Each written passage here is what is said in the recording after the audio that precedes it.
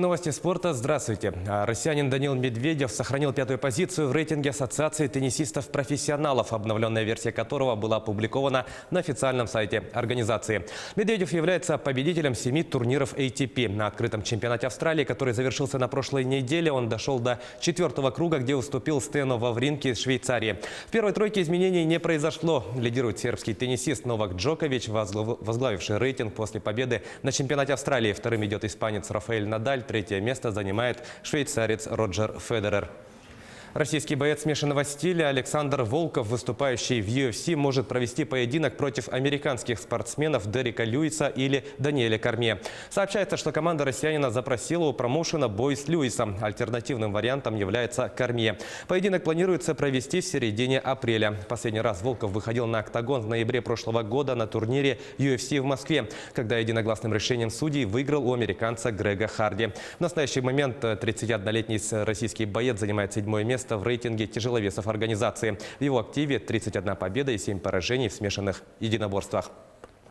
Российский страж ворот Тампа Андрей Василевский признан третьей звездой недели Национальной хоккейной лиги. В этот период времени вратарь одержал 3 победы в 3 матчах, в среднем отражая 93,6% бросков. Своей уверенной игрой Василевский помог Тампе довести победную серию в домашних матчах до 8 встреч, что стало повторением рекорда клуба. Первой звездой недели был назван латвийский голкипер Коламбуса Элвис Марзликинс. Он одержал 2 победы в 3 матчах, в среднем отражая 97,1% бросков.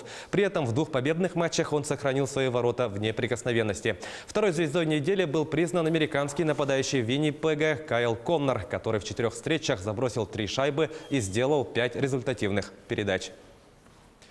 Баскетболисты подмосковных «Химок» выиграли у Нижнего Новгорода в домашнем матче регулярного чемпионата единой лиги ВТБ. Встреча завершилась со счетом 98-94. Самым результативным игроком матча стал атакующий защитник «Химок» Дэвин Букер, набравший 27 очков. У гостей же самым точным был разыгрывающий защитник Брэндон Браун, у которого 24 балла. Подмосковный клуб продолжает лидировать в турнирной таблице, одержав 16 побед в 17 матчах. Нижний Новгород идет на 10-й позиции, имея в активе 6 побед в 16 встречах. В следующем туре «Химки» на выезде встретятся с казахстанской «Астаной», а Нижний Новгород на своей площадке сыграет с краснодарским «Локомотивом». Заслуженный мастер спорта, победительница чемпионатов мира и Европы по волейболу сидя Алена Дмитриева в составе национальной сборной России проходят сборы в Тульской области. Тренировки проходят раз в месяц в течение 2 недель. Из 14 кандидатов в сборную страны для участия на Паралимпийских играх в Японии будут отобраны 12 спортсменок. Окончательный состав команды будет утвержден в конце июня. Паралимпийские игры в Токио пройдут с 25 августа по 6 сентября. Полномерно готовимся к Паралимпийским играм, но вот вопрос, как только решится вопрос с участием нашим, в каком статусе и как это будет, то будет понятно, как мы едем и где мы дальше участвуем. У нас должен был быть Кубок мира в Китае, но, к сожалению, сейчас он перенесен неизвестно куда и будет ли вообще состоиться из-за коронавируса, который бушует в Китае. Но ближайшие старты у нас будут в Америке. В Америке будет Кубок и матчевые встречи со сборной Америки. Якутские спортсмены завоевали 3 медали на чемпионате и Кубке России по стрельбе из традиционного лука. Соревнования, участие в которых приняли более 100 лучников из 13 регионов страны, прошли в Орле.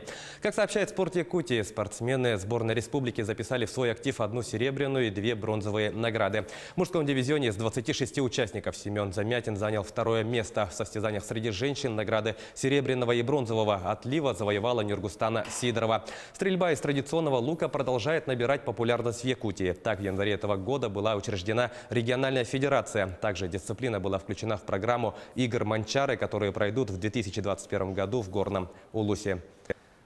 На этом у меня все. Оставайтесь в курсе спортивных новостей на Якутия 24.